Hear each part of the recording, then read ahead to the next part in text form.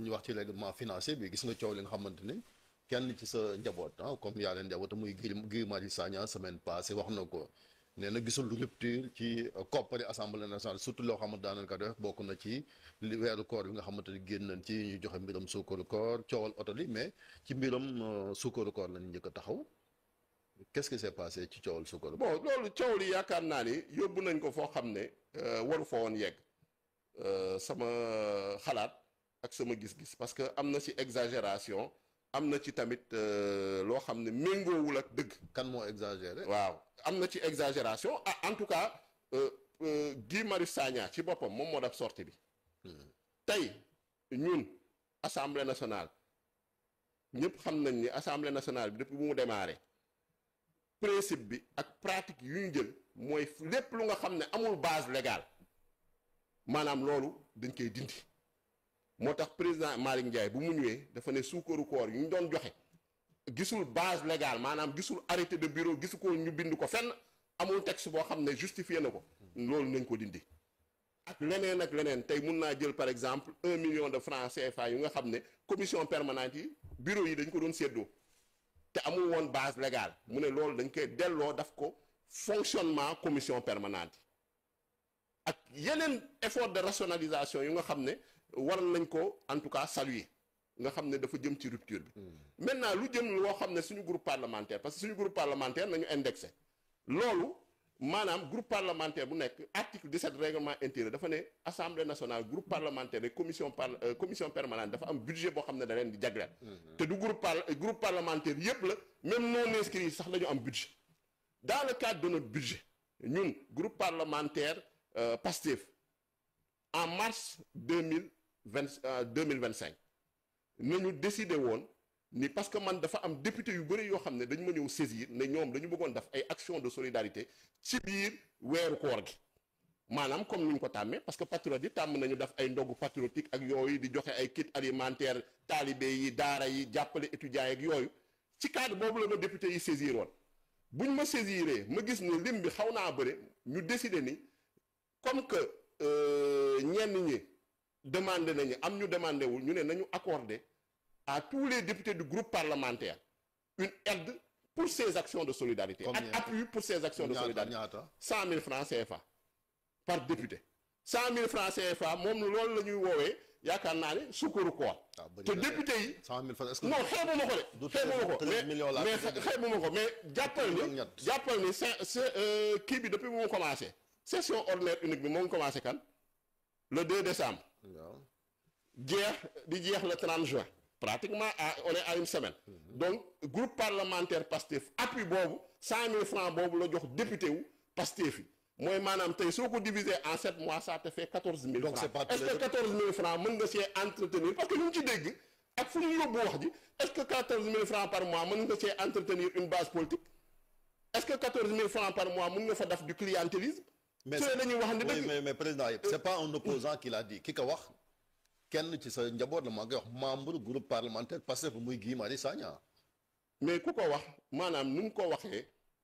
contexte bi ak fu mu yóbbu wax bi man jàpp naa ni dafa juum parce que moom moo décidé ni loolu da koy tuddee sukkaru koor pour des raisons que peut-être moom pour des raisons de principe ay combat yu muy mëne. kon moom jëlut. moom jëlul. 100 millions mais am na si droit parce que forcé wuñu kenn ne kaay jël dañu ne ku bëgg. groupe parlementaire décidé na si budget ba nga xam ne assemblée nationale moom la koy jagleel sur la base de l'article 17 du règlement intérieur jox un appui pour les actions de solidarité mais député yi ñu si bëri xaalis boobu dañ ko utiliser ñiy jënd ay kit alimentaire ñi yóbbu ci daara yi ñiy jàppale ay ndogu ak et cetera loolu la te député yi yu naan maa ngi dégg ñu naan ñoo ngi dans la bamboula dans la jouissance il faut nga xam ne ñun suñu député yi chaque mois dañuy jël 10% de leur salaire ñu cotiser ko pour le parti lu mu néew député Pastef dina génnee ci salaire am 130 000 francs 130 000 francs loolu moo ci gën a néew. ñeneen ñi 160 000 ñeneen ñi 200 000 loolu kuy génnee 200 000 soo ko dajalee ci le mandat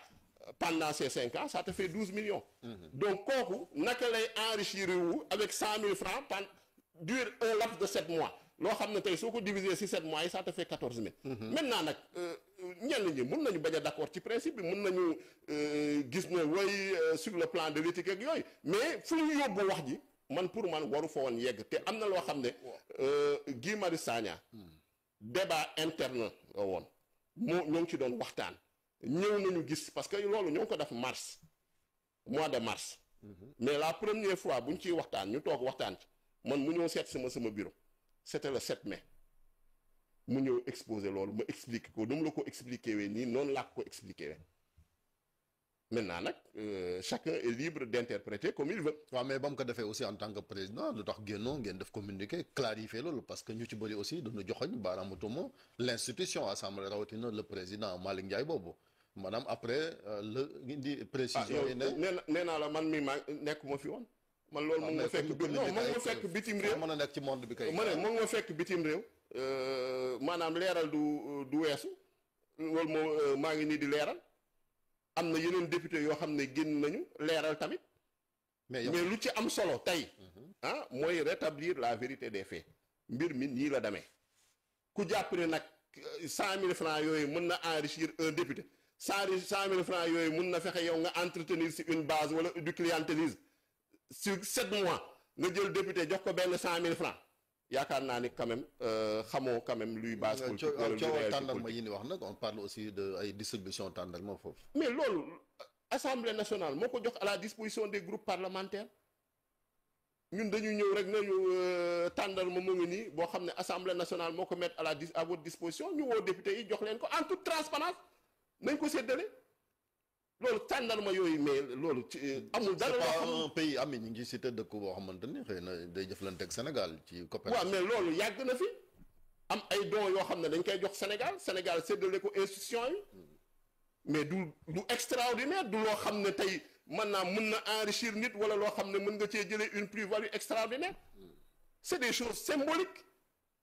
loo xam ne tey assez modique mais man lu ma xam nga loolu tamit il faut ñu wax ci parce que tey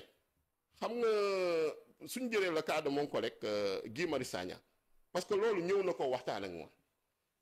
saa yu buggee maanaam ñoo ngi jokkoo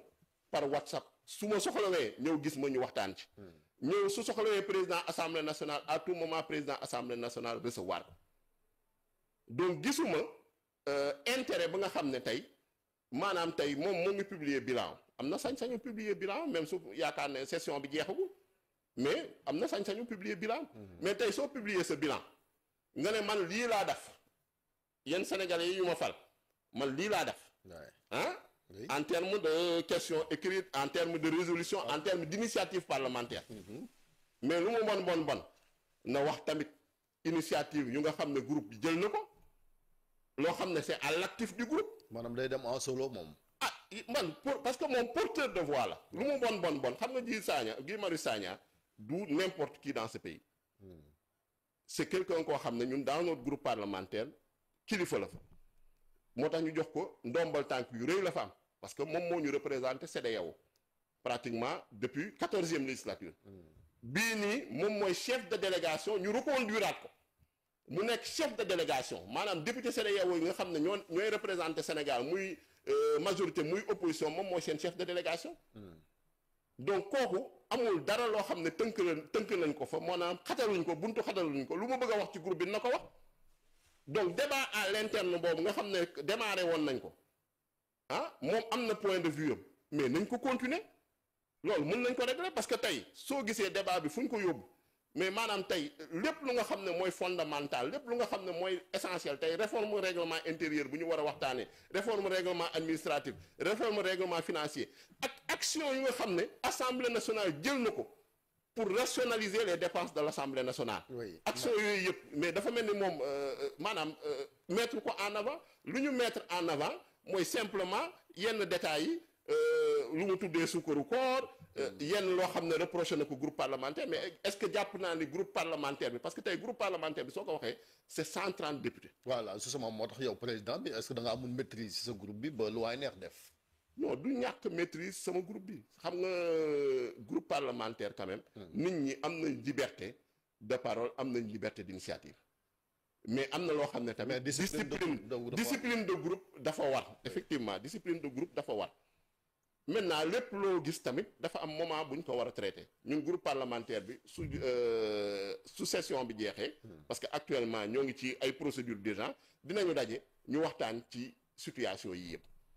mais man lu ma jàpp mooy ni groupe parlementaire Pastef les patriotes ay député yu bëgg seen dëkk ay patriotes ñoo fa nekk ñoo xam ne dañu fonk liggéey ñoo xam ne lu leen yóbbu assemblée nationale xam nañ ko. te ñoo ngi koy wane ci commission yi ñoo ngi koy wane ci séance plénière ñoo ngi koy wane fépp au niveau de leur circonscription dans les différents départements. parce que doonu gis. donc maintenant su ma gisee ñu leen di wane sur une certaine manière à partir d'une certaine communication loolu nag dina ma xaw a metti man en tant que président du groupe parlementaire man awma problème lu nekk mën nañ ko critiquer lu nekk mën nañu maanaam mun nañ ma ko adressé comme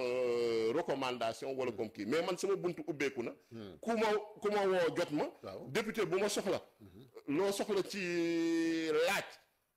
loo bëgg a laaj soo laajee ñu tontu la ci yaakaar naa ne dañu war a nekk ci loolu pour éviter quand même